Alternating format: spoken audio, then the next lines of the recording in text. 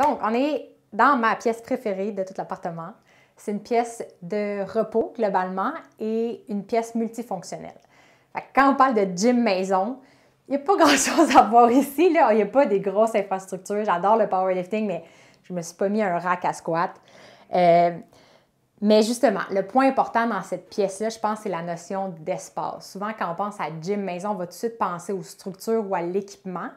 Moi, ce que j'adore, c'est d'obséder sur comment créer des pièces multifonctionnelles où on peut respirer puis où on peut bouger. Fait que mon intérêt principal, c'est de dire, OK, comment cette pièce-là, on la libère pour faire toutes sortes de mouvements. Fait que ça inclut l'espace que j'ai pu me créer de yoga et d'entraînement. Parce que dans la conception de cette pièce-là, si vous avez suivi d'autres de nos vidéos, de nos articles, c'est aussi la pièce où on dort. Fait que normalement, cette pièce-là, on a un 4,5, serait monopolisée par un gros lit. Mais on a décidé, nous, de s'acheter un futon japonais. Et en journée, ça a l'air un peu modéré, on peut le ranger ici, ce qui fait faire aussi du mouvement.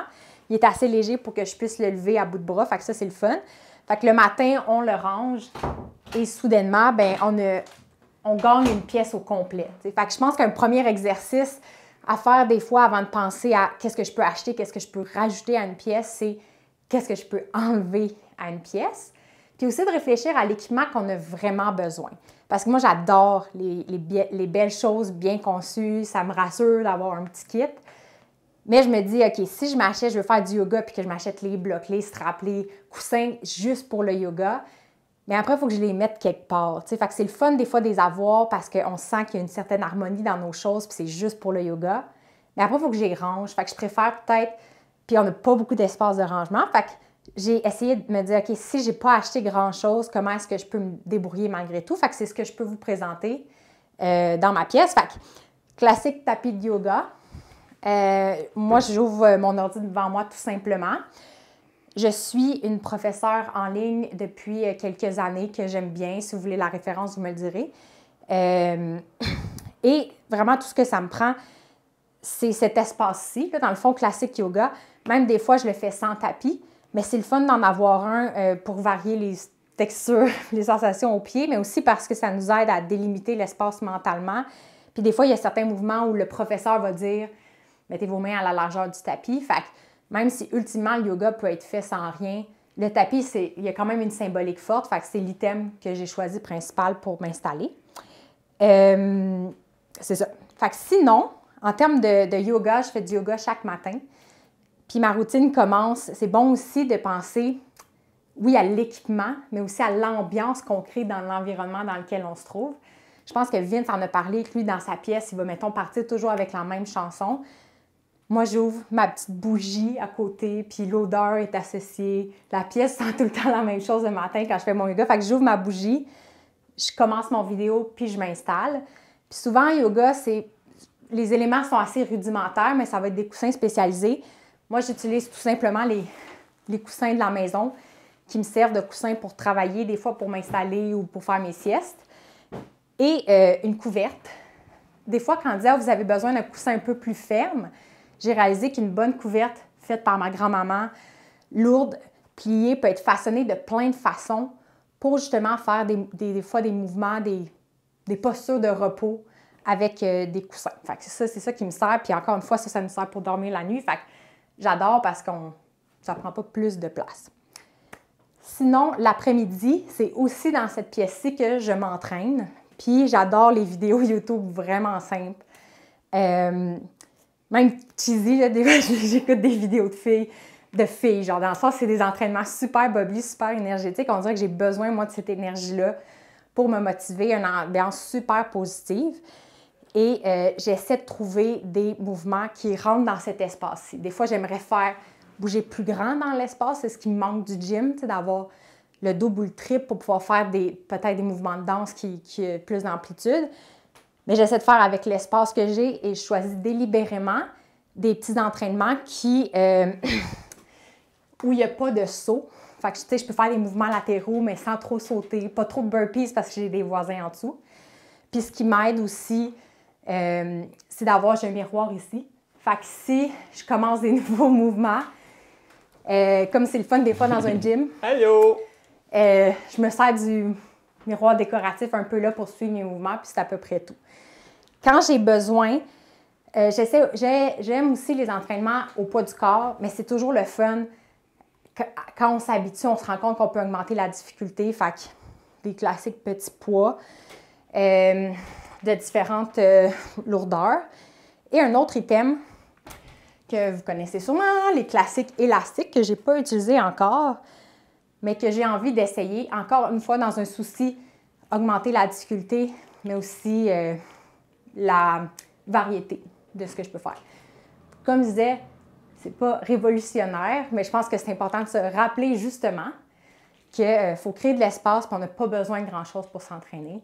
Je pense même que si j'avais rien de tout ça, je serais capable de faire pareil. Je pourrais faire directement sur le plancher, même pas de tapis, rien, ça serait suffisant. Puis je pense que c'est important de se rappeler ça. Voilà, fait que sinon, un élément vraiment spécial cette année, que ça fait un petit moment que je pensais, puis là, on l'a vraiment fait, c'est de pimper notre corridor. Je vais laisser Vince filmer un petit peu.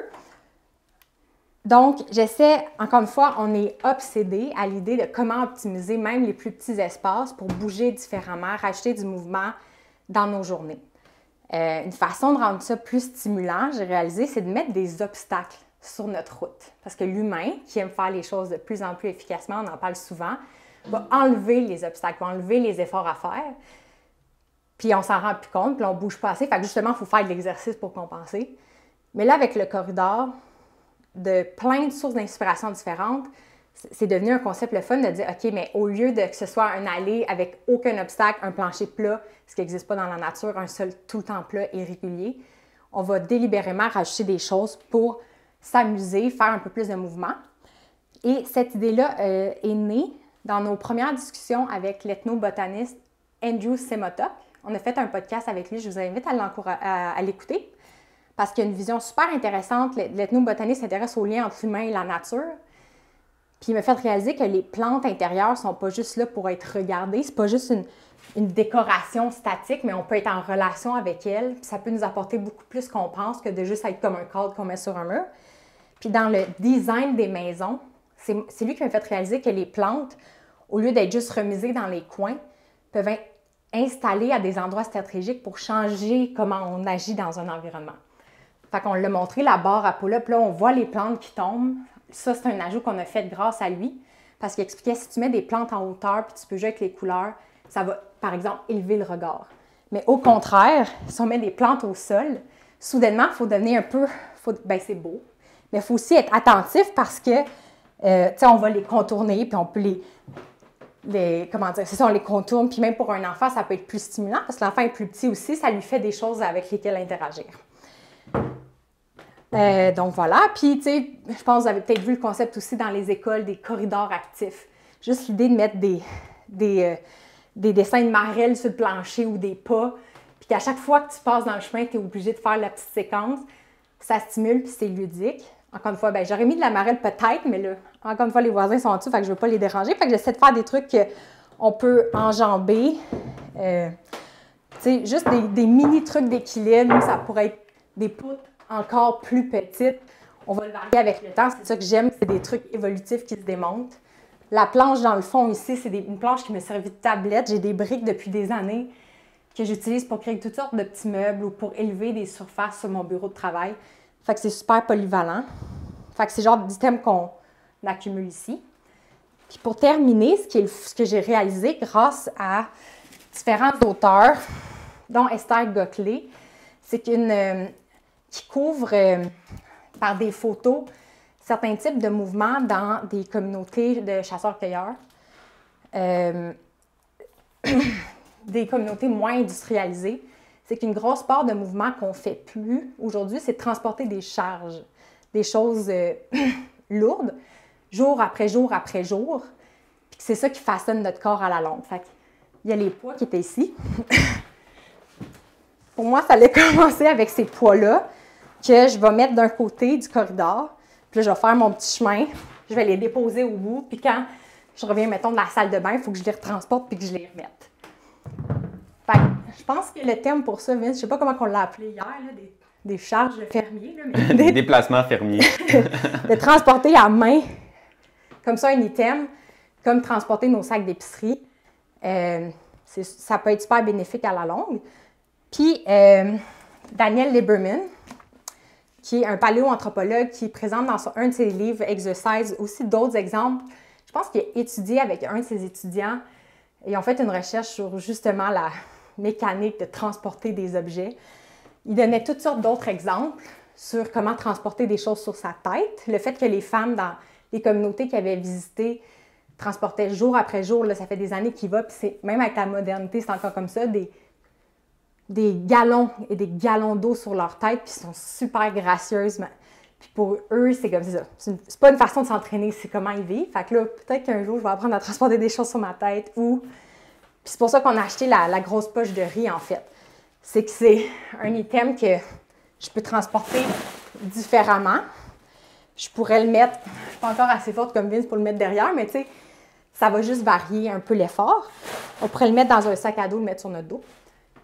Puis éventuellement, ce que j'aimerais me patenter, j'aime toujours penser au plan futur, une méthode que Daniel Lieberman parle dans son livre, peut-être que vous avez déjà vu des images, mais c'est les gens qui transportent des choses, j'ai pas beaucoup d'espace là, mais ils vont prendre, mettons, une tige de bambou, puis ils vont mettre 2 poids de chaque côté. Puis à la longue, ce qui explique, c'est que les gens deviennent super habiles à coordonner leur corps avec le mouvement de l'objet pour dépenser le moins d'énergie possible. Mais ça permet de transporter des charges de plus en plus lourdes. Fait que je trouve ça super stimulant. Fait que c'est super pas sexy de dire transporter des charges. Parce que des fois, quand on passe à un gym, encore une fois, on passe à une plateforme de squat. Mais pour moi, c'est le genre d'entraînement qui s'immisce dans mes journées puis qui me motive de jour en jour. Voilà!